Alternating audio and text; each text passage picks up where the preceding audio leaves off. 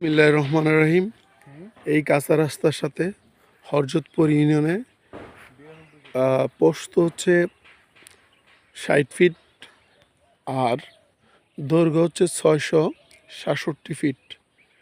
92 শতাংশ জমি, 3 পর্সার জমি, CSSRS 3 পর্সার, খাজনাগাড়ি সব কিছু আপডেট করা আছে। জমির দাম চাচ্ছি 5 লক্ষ টাকা করে, ফিক্সড প্রাইস 4,20,000 একসাথে, এবং একবারই রেস্টে নিতে হবে। বায়না টায়না করার মতো কোনো সুযোগ নেই।